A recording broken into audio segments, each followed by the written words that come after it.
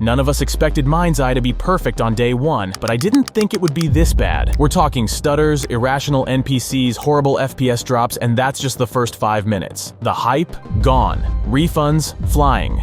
And now the devs are literally begging streamers to stop playing it. This might be the most embarrassing launch of the year. MindsEye was supposed to be the big one, a brand new open-world action game from Build a Rocket Boy, the studio led by Leslie Benzies. Yeah, the same guy who produced GTA 3, Vice City, San Andreas, and 5. The game throws you into a dystopian future where you're fighting back against corrupt megacorps and rogue AI in a flashy, neon-lit city called Red Rock. Fast cars, cinematic missions, high-tech chaos. It had all the right ingredients on paper. And coming from someone who literally helped build Grand Theft Auto, people thought this could be the next big thing, but yeah, that didn't happen.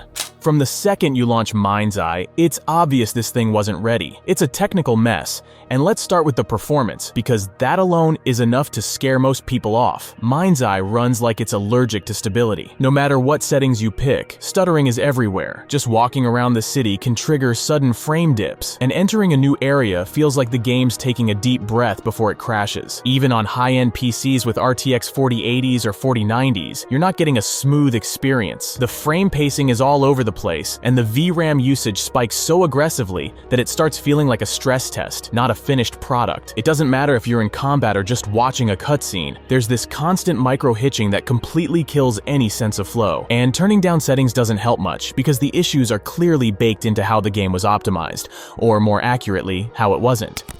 After performance, the AI and NPC behavior is the next glaring issue, and it kills immersion faster than any frame drop. MindsEye's enemies and civilians don't react like real people. They wander aimlessly, fail to take cover, or get completely stuck in their animations. Your average NPC behaves more like a rudimentary tech demo than a fully realized character. There's plenty of bizarre situations where enemies just stand in place during combat, or spin in circles instead of engaging you. Some NPCs float mid-air, ignore road layouts, or explode for no reason. It's surreal. This isn't just a few visual glitches either. These are systemic issues that crop up consistently throughout the game world. Even devs have acknowledged this mess in their hotfix announcements, promising AI improvements in upcoming patches. But when the core systems controlling how AI perceives and reacts are that broken at launch, fixing them is more like rewriting the foundation than patching a crack. This all feels like the cyberpunk chaos. Broken NPC scripting, empty worlds, lifeless loiterers. MindsEye sadly lands off the same cliff, but this time without the sci-fi charm or compelling plot to distract you.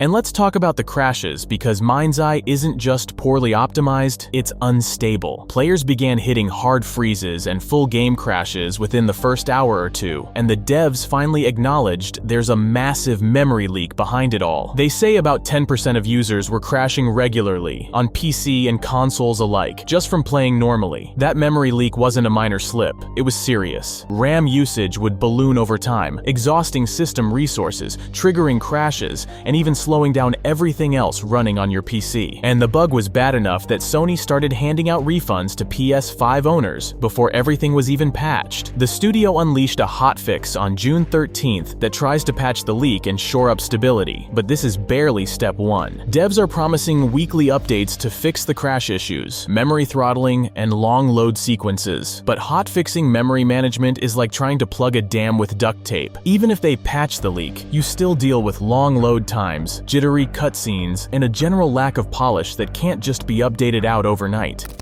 Now here's where the game really starts to test your patience. Cutscene overload. MindsEye wants so badly to feel cinematic, but it ends up being the worst kind of interactive movie. You'll be sitting through long, unskippable cutscenes constantly, and not because they're particularly interesting or well-directed, but because the game forces them on you at every step. It's like the devs were terrified of letting players just play. The pacing is completely off. Every time you get control, it lasts for about 10 seconds before another scripted moment kicks in. And those scripted moments? Half the time they're buggy, or so awkwardly directed they just highlight how unfinished everything feels. But even when you're actually in control, the world doesn't give you much to do. It looks cool in screenshots, sure, but it's hollow. There's no real interaction, no systems that pull you in. The streets feel dead, the mission design is basic at best, and it quickly becomes clear that MindsEye is more about looking the part than delivering anything meaningful. It tries to dress like a Rockstar game, but under the hood, it's missing all the stuff that makes those games actually fun to explore. And because the gameplay is so thin, the constant interruptions from cutscenes just make everything feel even more disjointed. It's all flash, no wait, and the more you play, the more obvious it gets.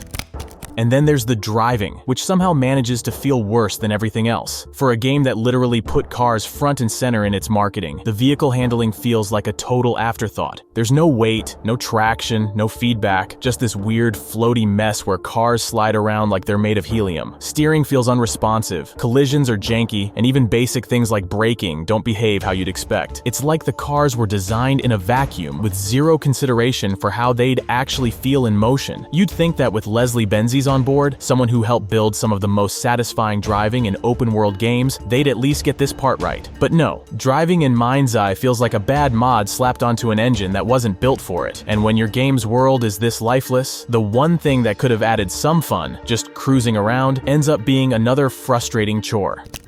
And if you're hoping the combat might make up for it, don't. The gunplay in MindsEye is as flat as it gets. Shooting feels weightless, there's barely any recoil or impact, and enemies go down with all the drama of cardboard cutouts. There's no real feedback, no punch to the weapons, and worse, there's almost no variety. You've got a few guns that all feel the same, and a combat system that just boils down to standing still and spraying bullets at brain-dead enemies who barely know how to react. Sometimes they charge straight at you, sometimes they just stand there doing nothing. You can't really flank, can't really use cover effectively, and there's zero tactical depth. It feels like the devs knew they needed a shooting system because it's an action game, but didn't know what to do beyond the bare minimum. Everything about the combat screams placeholder, like they planned to come back and polish it but ran out of time halfway through development. And when it's not frustrating, it's just boring, which might honestly be worse.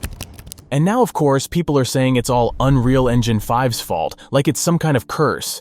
But let's be real, this isn't an engine problem, it's a developer problem. UE5 isn't perfect, but it's not the reason MindsEye runs like a physics experiment gone wrong. The real issue is that the team didn't take the time to actually optimize anything. Because guess what? Plenty of other UE5 games run just fine. Expedition 33 looks incredible and runs smooth. Arc Raiders, Dune Awakening, same thing. These games are built on the exact same engine, and they're not melting GPUs or crashing every 20 minutes. And that's because those devs actually put in the work. They tested, optimized, and tuned every part of their game to make it stable. UE5 gives you a lot of visual power right out of the gate. Lumen lighting, nanite geometry, all that flashy stuff. But it also demands effort. You can't just throw assets into the world and expect it to run at 60 FPS. You've got to manage memory, tweak streaming, compile shaders properly, and test everything to death. When studios don't do that, and clearly Build a Rocket Boy didn't, things fall apart fast. So no, it's not Unreal's fault that MindsEye is broken. It's the result of a team that either didn't know what they were doing or just didn't care enough to finish the job.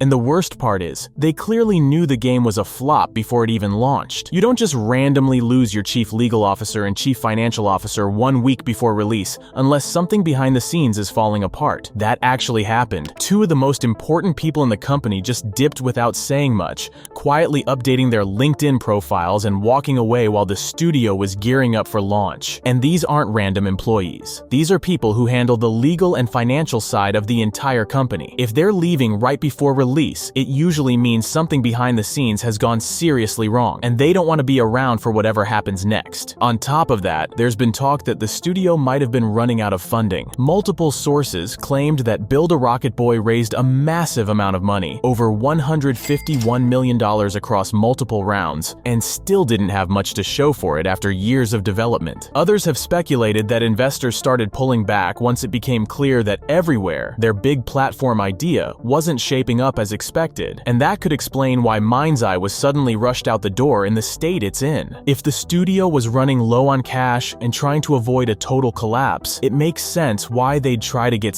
anything released, even if it wasn't ready. When you put it all together, the execs leaving, the rumors about money drying up, the game being shoved out with no review copies, and the devs blaming negative feedback on paid trolls, it paints a pretty clear picture. This wasn't a normal launch, this was a panic move, a studio trying to plug holes while the ship was already sinking.